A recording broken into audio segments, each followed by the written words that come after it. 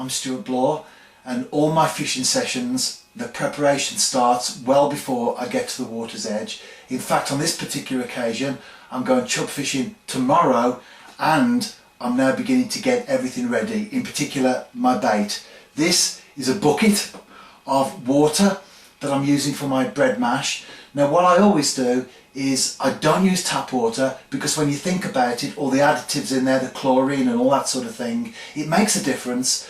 For example, when we go on holiday or we go somewhere else in the country and we drink their tap water, we can tell that it's different from our own. And all those things that we put into the water that we drink, not good for the fish. And that's why I always try to use water that's natural. In this particular instance, I've taken it from a local lake. I have been fishing today for another species on a still water, took some water, brought it back with me, and now I'm going to prepare it for some chub tomorrow on the River Severn. And to that water I've added some blue cheese, just a couple of mil of that, and now it's the bread. So what I do is I break it up. It's just ordinary bread, as you can see, nothing special about it. I break it up and I drop it into the water, and I'll start to mash it up like that, start to squeeze it so that it really becomes one with the liquid. Almost there. I've mashed all the bread up, and it really is a sloppy mix, and during the night it will really soak and give me the edge tomorrow, as opposed to just mixing stuff when I get to the river.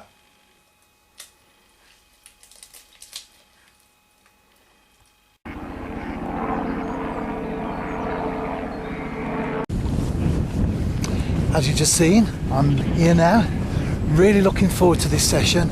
It's a beautiful day. In fact, I've got a short sleeve shirt on and my cap to keep the sun out my eyes, as opposed to being all tucked up, and a woolly hat. Totally different day to some of the winter days that we have, and certainly associate with chub. Reminds me of the times in the autumn, October onwards. Beautiful day sometimes. I'm pike fishing in shorts and t-shirt. It just doesn't feel right, but I'm not complaining. It's great to be doing some winter chub fishing, because it's still winter technically. It's not spring officially yet. The rivers are still open, and it's great to be out on a day like this. My hat, by the way, see it there? That's a BAA hat.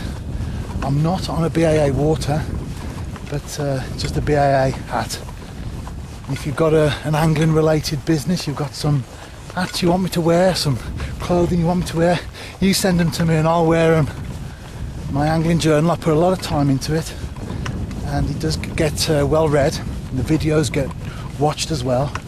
I think at the moment I'm on about 700 video views a day across the board, and when you take the angling journal, the written article, into account over the course of a month, I'm on the circulation of a small magazine, I think. So certainly lots of publicity, and I put a lot of time and effort into it, and I like to make it work for me as well. Anyway, let's get down to this this river. I've chose a peg that I'm going to set up in and do business with these chub. I've got a couple of swans down there at the side. They're on the way now though. As anglers, we know that swans can be a bit of a problem sometimes, and I'm a naturalist. I love my wildlife, but for their sake, you know, we don't want to encourage them, because people do feed them, so they see someone arrive at the water's edge, and some anglers do throw stuff to them, so in a sense they're just being attracted by the potential food that's on offer. But they can become a problem to themselves more than anything, tangled in line, and you know, they are quite big creatures as well, and if they do get tangled in your line and they take off, then they'll sort of end up wrapped line around the legs, which isn't good really. It doesn't look good for angling, and some anglers, you see them with the landing net pole trying to shoo them away, and I know what they're trying to do. They're not intending to harm the swans, not intending to even hit them physically, just to frighten them away, but it doesn't look good, does it, for people passing by. And as anglers, one of the things we need to do, and always be on our guard, is to present a good image to the public. So if the swans come by, try your best to ignore them, don't encourage them, don't feed them, but also don't do something like picking up your landing net pole and trying to get them away, because we want to present a good image as far as angling's concerned to the general public. Anyway, I ignored those swans, and like people, when you ignore them, they go away and pester someone else.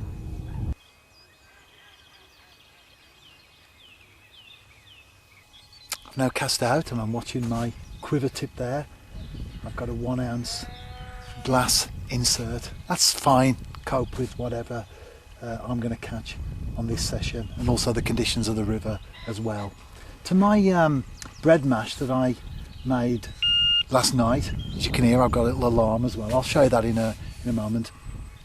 To my bread mash that I made last night, I added this morning some ground wheat, just to give it a little bit of a difference really than just the bread mash. In one of my recent videos on roach, I did cover making your own ground bait, making your own mixes, and adding ingredients such as ground wheat and all those things, and flavourings of course as well. Just helps to produce something a little bit unique to yourself. So everyone might be buying the bags of ground bait off the shelves in the tackle shop. Make your own up. It's cheaper to do it that way, but also it gives you the edge, gives you the confidence, and when you catch on something that you put together yourself, that's definitely worthwhile. And I'm hoping to catch today. I believe I am going to catch today.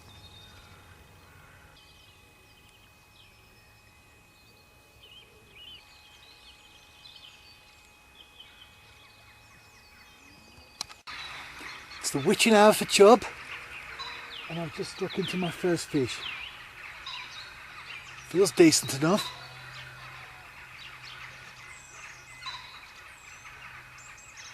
I'm fishing 4-pound line and a size 6 hook. It's certainly pulling. It's a lovely feeling, isn't it? Having a big fish on the end of your line. But not as good a feeling as actually netting it, because we've all experienced hook pulls. I'm going to drop down now and hopefully net this fish. There it is. Beautiful, isn't it? Got my light on the camcorder. If ever you do filming and you fish at night, definitely get a camcorder with a light on. Anyway, let's get this beautiful chub back. That's a nice way to draw the video to an end. If you do watch my videos on a regular basis, you'll know that it's not just about shot after shot after shot of me playing fish. If you want to see that sort of thing, you can just go down your local commercial water on match day and watch people playing fish. The purpose of my videos is to inspire people, to encourage people, and of course to give tips as well. So throughout the course of the short time that the video's on, hopefully you'll pick up some inspiration. But if you want to know how I get on in the actual fishing sessions themselves, that not only the remainder of this one but the ones that will follow, and of course read the article. The article and the video, they accompany one another, they go hand in hand, and see you soon. Tight lines, and before we know it, the river season will be back upon us once more.